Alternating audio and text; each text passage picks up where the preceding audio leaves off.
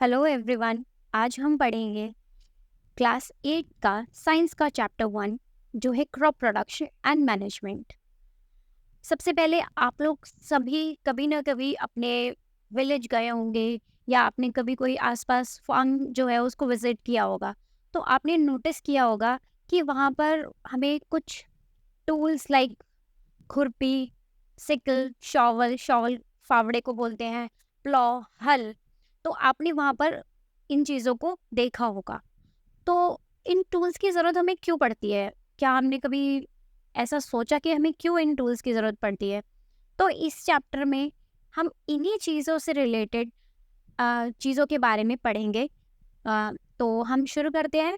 तो सबसे पहले आप सबको पता है कि हम सबको, ह्यूमंस को, प्लांट्स को, एनिमल्स को, सबको न्यूट्रिशन की ज़रूरत पड़ती है ना? और प्लांट्स जो होते हैं वो तो अपना खाना खुद बनाते हैं। Plants make can make their own food with the help of photosynthesis. तो इसी तरीके से बट जो एनिमल्स होते हैं और ह्यूमंस होते हैं वो अपना खाना खुद नहीं बना सकते। हम डिपेंडेंट होते हैं प्लांट्स के ऊपर। ह्यूमंस जो हैं वो डिपेंडेंट होते हैं प्लांट्स और एनिमल्स के ऊपर अपने खाने के लिए। बट सबसे पहली ज़रूरत है कि हमें खाने की ज़रूरत क्यों है? खाने की ज़रूरत हमें इसलिए पड़ती है ताकि हम जो अपनी बॉडी के डिफरेंट फंक्शंस हैं, जैसे डाइजेशन, रेस्पिरेशन, एक्सक्रीजन एक्सक्रीजन और सांस लेना, ये सब जो बॉडी की फंक्शनिंग है उसको हम परफॉर्म कर सकें। और इन चीज़ों के इनको करने के लिए हमें चाहिए होता है न्यूट्रिशन। तो न्यूट्रिशन हमें कहाँ से मिलेगा? वो हमें मिलेगा फूड से। इसीलिए हमें फूड की ज़रूरत पड़ती है। और जैसे हम सबको पता है कि हमारे देश में और पूरे वर्ल्ड में इतनी ज़्यादा पॉपुलेशन है कि हम उसके लिए फूड जो है या क्रॉप है या जो ग्रेन्स हैं वो हम अपने घर में तो नहीं उगा सकते। तो इसीलिए हमें बड़े बड़े फार्म्स की, बड़े बड़े लैंड्स की ज़रूरत पड़ती है जहाँ पर हम इस ग्रेन को या क्रॉप को उगा सकें। इसीलिए हमें ज़रूरत पड़ती है क्रॉप प्रोडक्शन की और उसको मैनेज करने की, ताकि हम फूड जो है उसको लार्ज क्वांटिटी में, लार्ज स्केल में जो है उसको हम प्रोड्यूस कर सके। तो इससे हमें पता चला कि हमें क्रॉप प्रोडक्शन और मैनेजमेंट की ज़रूरत क्यों है। जब हम बात करते हैं कि बहुत पहले की बात है, जब 10,000 BCE में, जब इंसान ऐसा था कि वो अपने खाने के लिए एक जगह से दूसरी जगह, उसका रहने का कोई भी एक जो प्लेस था वो फिक्स नहीं था, जिसे हम नोमैडिक बोलते हैं। वो एक जगह से दूसरी जगह वैंडर करता रहता था अपने खाने के लिए, शेल्टर के लिए। और उस टाइम पे वो कच्ची सब्जियां, रॉ वेजिटेबल्स एंड फ्रूट्स खा लेता था और एनिमल्स को हंट करके खा लेता था। बट धीरे धीरे उसने लैंड को कल्टीवेट करना सीखा, राइस प्रोड्यूस करने सीखे, वीट प्रोड्यूस करना सीखा। इससे जो है हमारा जो एग्रीकल्चर है, हमारा जो खेती है वो स्टार्ट हुई। तो इसीलिए फिर जो हमने है अब हमें लार्ज पॉपुलेशन के लिए एक ही जगह पर जब हमें क्रॉप, किसी भी एक सिमिलर तरीके की या सेम काइंड की जब क्रॉप को हम कल्टीवेट करते हैं, तब हम उसे बोलते हैं क्रॉप। तब हम उसे बोलते हैं क्रॉप। जैसे आप यहाँ पे देख रहे हैं, क्रॉप का डेफिनेशन हमें दिया हुआ है, तो इसे हम बोलते हैं क्रॉप। जब किसी भी एक ही तरीके की क्रॉप को हम लार्ज स्केल पे एक ही प्लेस पे उगाते हैं, उसे हम बोलते हैं क्रॉप। तो इसी तरीके से जैसे कोई एक बड़ा लैंड है, वहाँ पर हम कभी वीट की क्रॉप उगा रहे हैं, कभी राइस उगा रहे हैं, कभी वेजिटेबल्स उगा रहे हैं, कभी फ्रूट्स उगा रहे हैं। तो उस एक सेम काइंड की जो क्रॉप होगी, जो हम खेती करेंगे, उसको हम बोलेंगे क्रॉप। ओके। तो इसी तरीके से हम आते हैं, जैसे आपको पता है इंडिया एक वास्ट कंट्री है और हमारे यहाँ पर वास्ट मतलब इस तरीके की कंट्री है जहाँ पर हर 2 या 3 महीने में जो क्लाइमेट है वो चेंज होता है, मौसम चेंज होता है, टेम्परेचर चेंज होता है, ह्यूमिडिटी बढ़ती और कम होती रहती है, रेनफॉल कभी ज़्यादा होता है कभी कम होता है। तो इसीलिए हमारी जो कंट्री है वो एक बहुत ज़्यादा रिच कंट्री है in the sense of crop उगाने के लिए। तो इसीलिए हमारी जो कंट्री है वहाँ पर टू टू टाइप्स की क्रॉप जो होती हैं वो हम देखते हैं जो पूरे ईयर में। तो सबसे पहले जो होती है वो होती है खरीफ क्रॉप। खरीफ क्रॉप जो होती है वो वो वाला सीज़न होता है जो रेनी सीज़न होता है। रेनी सीजन में हमें जून से सितंबर के मंथ में जब हम कोई क्रॉप उगाते हैं, जैसे पैडी, पैडी इज राइस की जो क्रॉप होती है ना, उसको पैडी बोलते हैं। सोयाबीन, मेज, groundnut, cotton, these are all kharif crops. And other one is there which is known as rabi crop.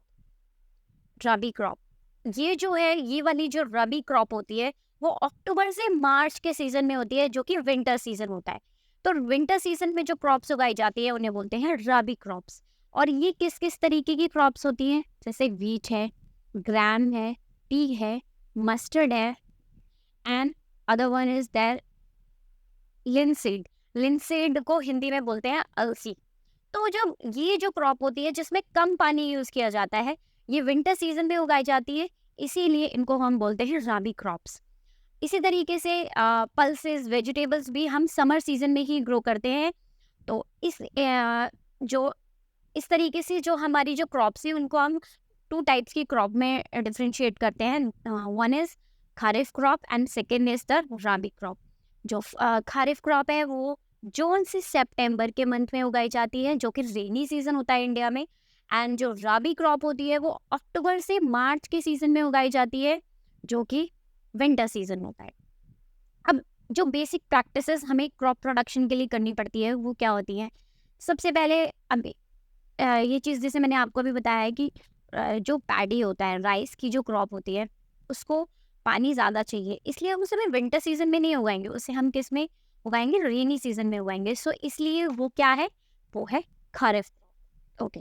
इसी तरीके से जब हम किसी भी चीज़ को स्टार्ट करते हैं तो हमें कुछ एग्रीकल्चरल, जैसे मान लीजिए मुझे कोई भी एक सेम काइंड का क्रॉप प्रोड्यूस करना है, तो हमें सबसे पहले जो कुछ स्टेप्स फॉलो करने हैं, उनमें ये स्टेप्स हमारे पास सबसे पहले कुछ स्टार्ट करते हैं हम। जैसे ये होता है, उसमें सबसे जो फर्स्ट होता है वो होता है प्रिपरेशन ऑफ सॉइल।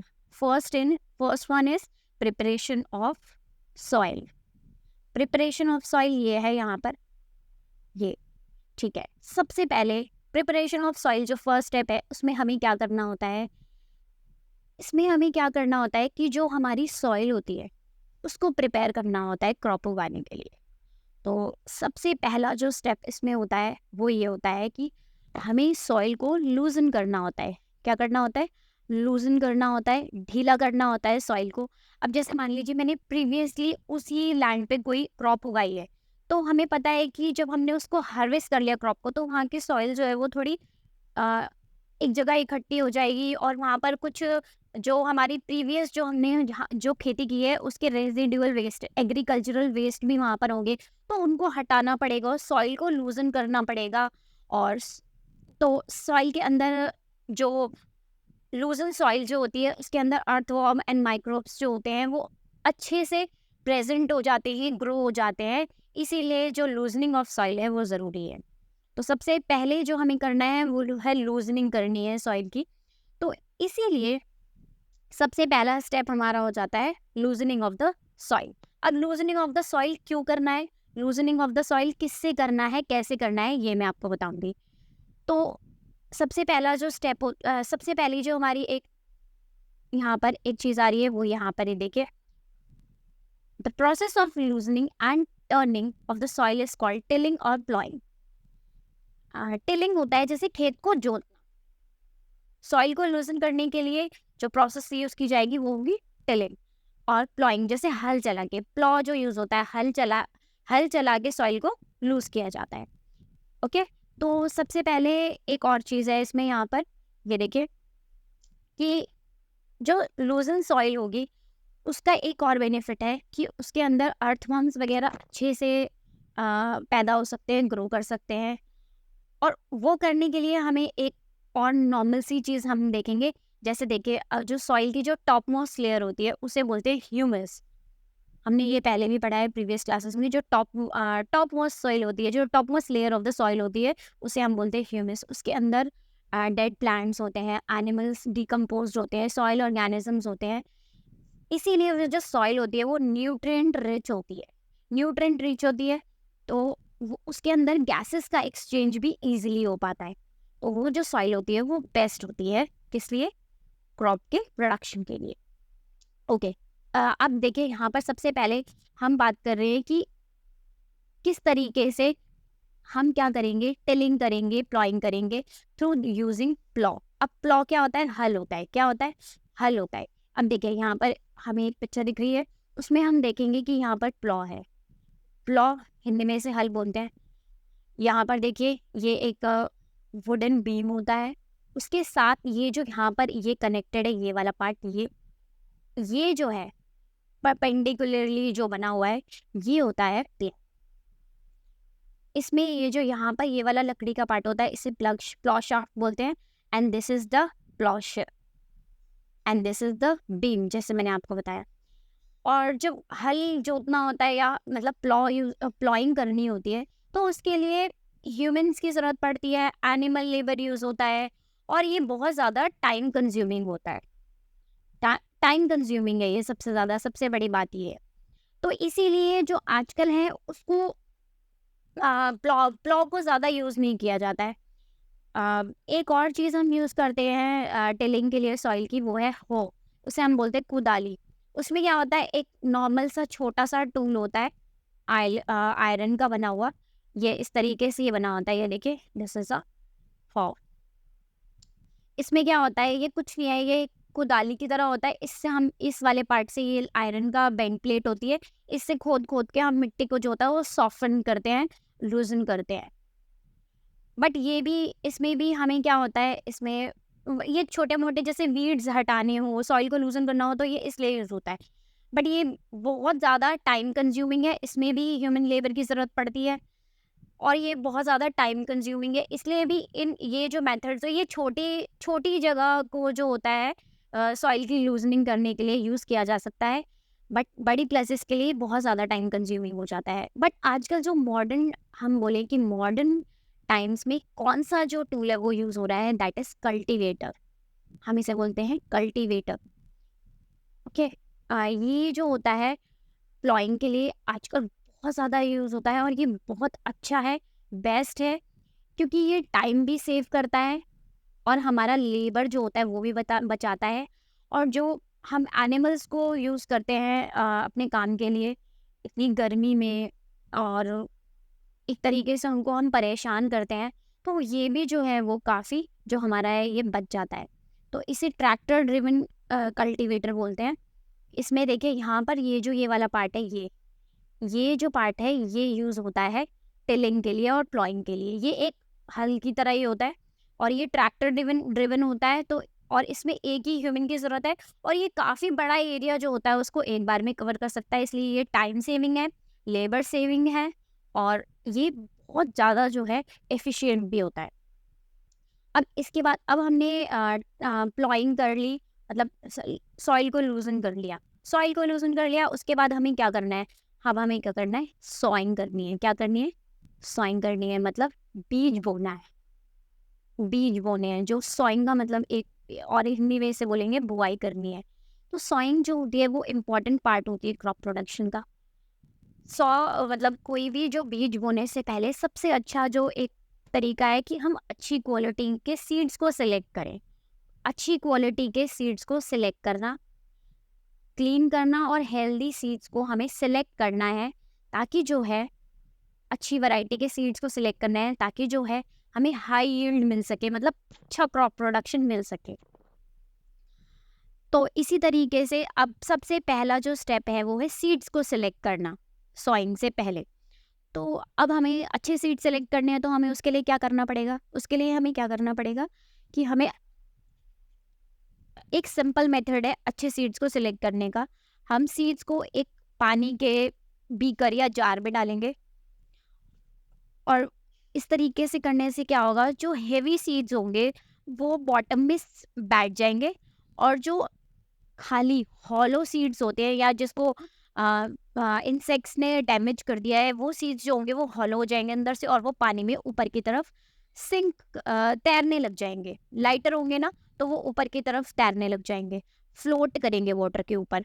तो इससे हम जो है वो अच्छे सीड्स को सिलेक्ट कर सकते हैं, सेपरेट कर सकते हैं। अ, उसके बाद हमने अच्छे सीड्स सिलेक्ट करके, फिर उसके बाद हमें, अब देखिए अब हमें क्या करना है, सॉइंग करनी है। तो सॉइंग के लिए जो सबसे पहले बहुत मतलब ट्रेडिशनल टूल्स यूज़ किए जाते हैं उनके बारे में हम बात करेंगे। उसमें सबसे ज़्यादा एक जो बहुत नॉर्मल सा टूल यूज़ होता है, इसमें ही देखिए यही वही प्लॉइंग के थ्रू हो रहा है। इसमें यहाँ पर एक फ़नल कनेक्ट कर दिया जाता है, ये वाला फ़नल। ये फ़नल है, इसके अंदर सीड्स डाले जाते हैं यहाँ पर, और ये इस पाइप के थ्रू जो सीड्स होते हैं वो सॉइल के अंदर चले जाते हैं। सॉइल के अंदर चले जाते हैं और ये जो प्लॉ होता है, इसी को हम ये जो बुल्स होते हैं इसको ऊपर आगे खींचते रहते हैं, प्लॉइंग भी होता रहता है और सीड्स भी डल जाते हैं सॉइल के अंदर पियर्स करके। ये एक ट्रेडिशनल मेथड है सॉइंग का, जो कि कम यूज़ हो रहा है। क्यों? क्योंकि again it is more time consuming and इसमें ह्यूमन लेबर भी ज़्यादा है, और ये इसमें हमें एनिमल्स जो है उनको यूज़ करना पड़ रहा है, बुल्स को यूज़ कर रहे हैं, जो कि एक टाइम कंज्यूमिंग काम है और ये इतना एफिशिएंटली नहीं हो पाता है। उसके बाद अब जो हमारे पास सेकंड तरीका होता है वो होता है seed drill. What is seed drill now? Seed drill में क्या होता है, हम ये वाला एक टूल यूज़ करते हैं, इसको ट्रैक्टर से कनेक्ट कर दिया जाता है।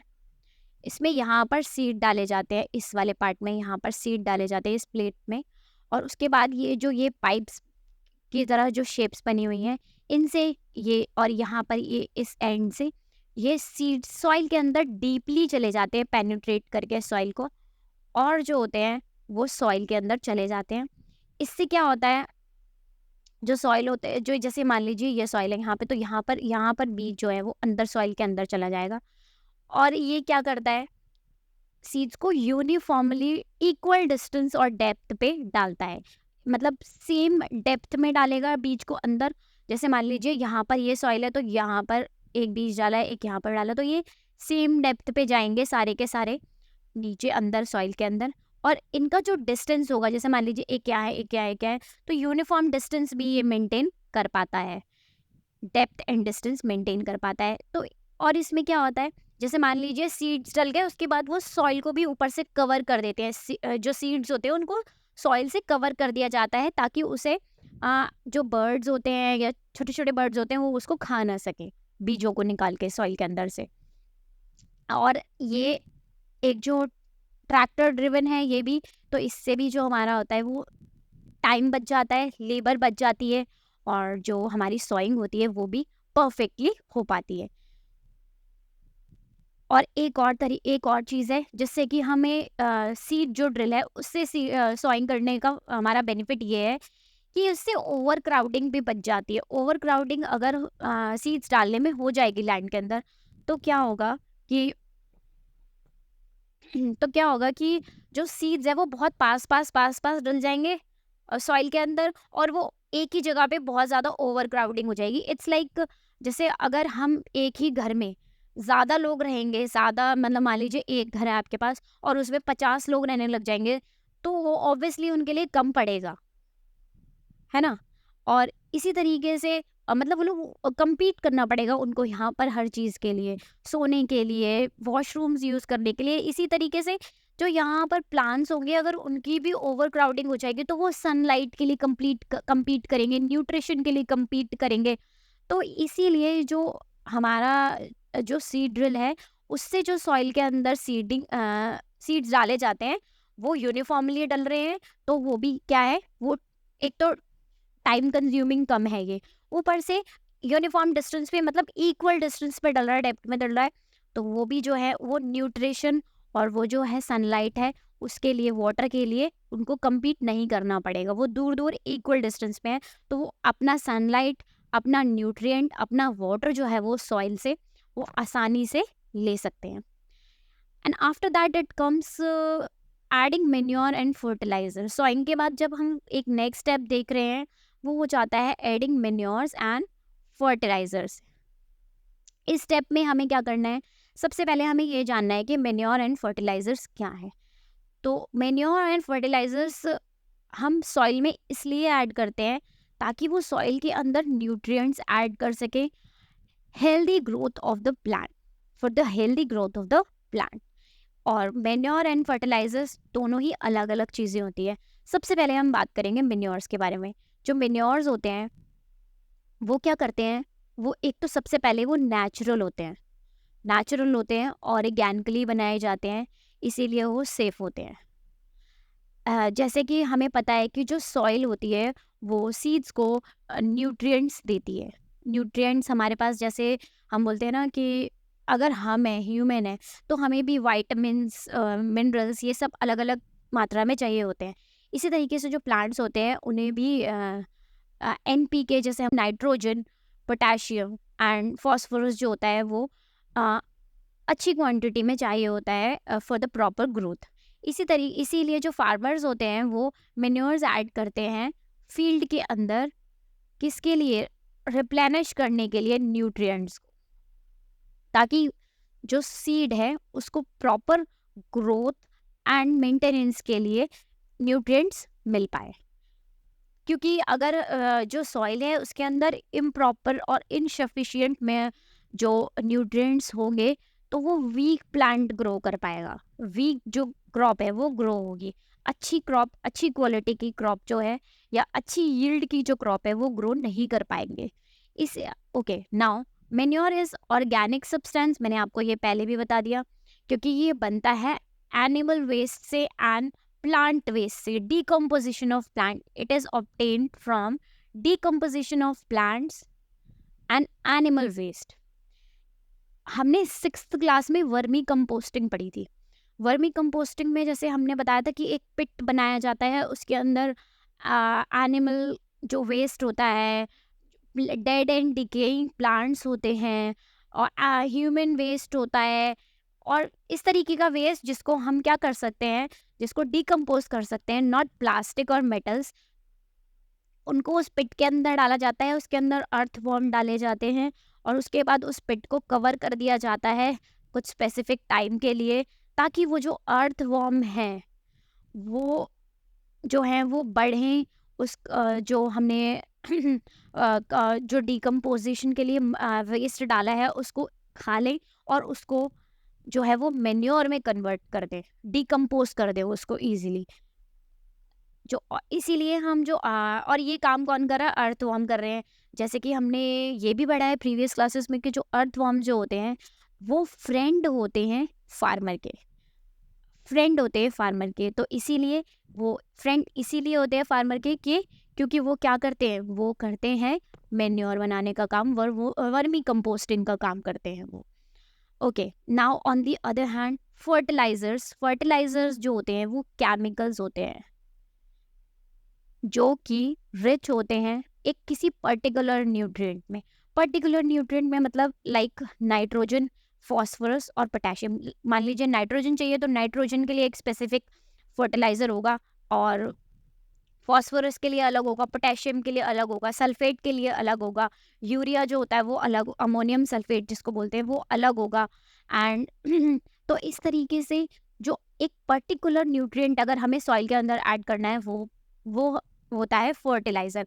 एंड फर्टिलाइजर्स जो होते हैं वो केमिकल होते हैं। क्या होते हैं? केमिकल होते हैं। ओके, बट अगर बने हुए हैं तो कुछ यूज़ तो उनका होगा ही। तो यूज़ ऑफ फर्टिलाइजर्स जो होते हैं वो फार्मर को किस तरीके से हेल्प करते हैं? जो वीड, पैडी या मक्का जिसे मेज़ बोलते हैं, उनके बेटर यील्ड के लिए करते हैं, ताकि जो कोई अगर जो सॉइल लेस फर्टाइल है उसको जो है वो उपजाऊ बनाने का काम कर सके। बट जो फर्टिलाइजर्स होते हैं वो वाटर पॉल्यूशन स्प्रेड कर देते हैं, क्योंकि ये दे आर केमिकल्स। फर्टिलिटी जो होती है सॉइल की उसको भी वो कम कर सकते हैं। मान लीजिए मैंने पहले एक क्रॉप लगाई, उसके बाद मैंने दोबारा एक और क्रॉप लगाई, बट मैंने जो खरीफ की क्रॉप थी, विंटर रेनी सीजन में जो हमें लगानी थी वो हमने पैडी लगाया। फिर उसके बाद हमने जब हमारा रबी का सीज़न आया तो हमने वीट लगाया, बट दोनों क्रॉप्स का जो सीज़न था उसके बीच में हमने बहुत सारा फर्टिलाइज़र यूज़ किया। तो उससे क्या होगा? जो लैंड है वो अपना जो सारा न्यूट्रिएंट्स है वो उसको खो देगा। इसीलिए वो कल्टिवेटेड हो जाएगा, खाली सा हो जाएगा एक तरीके से। तो इसीलिए जो फर्टिलाइजर्स है उनको हम कम यूज़ करने के लिए बोलते हैं, क्योंकि because they are chemicals. Manures जो होते हैं वो सॉइल का जो ओवरऑल टेक्सचर होता है वाटर रिटेंशन होता है, पोरोसिटी होती है, उसको बढ़ा देता है। एक तरीके से वो पूरा सॉइल को रिफ्रेश कर देता है न्यूट्रिएंट से। बट फर्टिलाइजर ऐसा नहीं करते हैं because they are rich in a particular nutrient. इस तरीके बट हमारे पास एक मेथड है जिसमें हम जो सॉइल होती है उसको रिप्लेनिश कर सकते हैं, उसको न्यूट्रिएंट्स से दोबारा पैक कर सकते हैं हम सॉइल को। वो होता है क्रॉप रोटेशन। मान लीजिए मैंने कोई एक क्रॉप लगाई किसी सीजन में, वो क्रॉप जो है वो ज़्यादा नाइट्रोजन यूज़ कर रही है, ठीक है, न्यूट्रिएंट एज अ न्यूट्रिएंट वो ज़्यादा नाइट्रोजन यूज़ कर रही है। बट मैंने नेक्स्ट जो क्रॉप में मैं लगाऊंगी तो फिर मैं उसको उस क्रॉप को ऐसा चेंज करूँ, दूसरी ऐसी कोई क्रॉप लगाऊं कि वो सॉइल के अंदर नाइट्रोजन को ज़्यादा यूज़ ना करे, किसी और न्यूट्रिएंट को यूज़ करे। बिकॉज जो हमारा जो नाइट्रोजन होता है वो एक बैक्टीरिया होता है हमारी सॉइल के अंदर, वो होता है राइजोबियम बैक्टीरिया। राइजोबियम बैक्टीरिया हम उसको बोलते हैं। वो ऑटोमेटिकली जो सॉइल है उसके अंदर उसका फिक्सेशन कर देता है नाइट्रोजन का, क्योंकि वो पाया जाता है roots of the leguminous plants. तो हम ये इस तरीके से जो है हम क्रॉप रोटेशन करके जो सॉइल है उसको रिप्लेनिश कर सकते हैं अलग अलग न्यूट्रिएंट से। उसके बाद आता है हमारे पास जैसे मैंने वैसे आपको बता ही दिया है फर्टिलाइजर्स और मैन्योर्स किस तरीके से क्या होते हैं। तो यहाँ पर एक ईजिली हमें टेबल फॉर्म में इनका डिफरेंस दे रखा है। तो दैट इज़ हमने पहले भी बात किया कि जो फर्टिलाइजर्स हैं वो मैन मेड हैं और वो केमिकल हैं। They are chemicals, they are chemicals, they are chemicals. And जो मेन्योर्स है वो जो हैं वो ऑर्गेनिक सब्सटेंसेस हैं। क्यों? क्योंकि वो तो वर्मी कंपोस्ट और इस तरीके की चीज़ों से बन रही है। कैटल डॉग कोई भी उसमें हम मान लीजिए प्लास्टिक और ये मेटल वैसी ऐसी चीज़ें यूज़ नहीं कर रहे जो डिकम्पोज ना हो सके या जो हमारे लिए हार्मफुल हो। फर्टिलाइजर्स को फैक्ट्रीज में बनाया जाता है और जो मैन्योर्स होती है उसको फील्ड में बनाया जाता है और उसको फार्मर्स खुद भी बना लेते हैं वर्मी कंपोस्टिंग के थ्रू। फर्टिलाइजर्स जो होते हैं वो सॉइल को कोई भी ह्यूमस नहीं प्रोवाइड करते। ह्यूमस हमने बात किया top most layer of the soil, जो कि क्या होती है, न्यूट्रिएंट्स रिच होती है। उसके अंदर अर्थवर्म्स होते हैं, डेड एंड डिकेइंग प्लांट्स होते हैं। ऑन द अदर हैंड जो वो ह्यूमस होता है मेन्योर के अंदर वो ज़्यादा होता है। क्यों? क्योंकि वो नेचुरली मेड है। फर्टिलाइजर्स जो होते हैं वो किसी एक अ, अलग तरीके के जो न्यूट्रिएंट्स होते हैं उसमें पर्टिकुलर तरीके के न्यूट्रिएंट्स में रिच होते हैं, लाइक नाइट्रोजन, फास्फोरस, पोटेशियम, जैसे हमने अभी बात किया था एनपीके बोलते हैं। मैन्योर जो होते हैं वो लेस रिच होते हैं प्लांट्स के किसी एक पर्टिकुलर प्लांट के न्यूट्रिएंट। तो ये जो थे वो हमारे डिफरेंसेस थे मैन्योर एंड फर्टिलाइजर्स में। नाउ एडवांटेजेस क्या हैं मैन्योर के यूज़ करने के लिए? वैसे तो हमने ऊपर भी देखा कि किस तरीके से टेबल में डिफरेंशिएट किया गया था। एक तो ये जो होते हैं मैंने आपको पहले भी बता दिया कि जो वाटर की होल्डिंग कैपेसिटी होती है, वाटर की होल्डिंग कैपेसिटी जो सॉरी सॉइल की जो होल्डिंग कैपेसिटी होती है उसको बढ़ा देते हैं। और इसके बाद जो सॉइल को पोरस बना देते हैं, पोरस मतलब भुरभुरा सा उसको कर देते हैं ताकि उसके अंदर गैसेस का एक्सचेंज ज़्यादा अच्छा हो जाए। इससे क्या होगा, उसके अंदर माइक्रोब्स, अलग अलग तरीके के फ्रेंडली बैक्टीरियाज, अर्थवर्म अच्छे से ग्रो कर पाएंगे। ये जो टेक्सचर होता है वो सॉइल का उसको इम्प्रूव कर देते हैं। तो ये जो कुछ डिफरेंसेस और जो एडवांटेजेस हैं वो हमने डिस्कस की अभी तक इस चैप्टर में। नेक्स्ट क्लास में हम पढ़ेंगे इरिगेशन के बारे में। Thank you so much.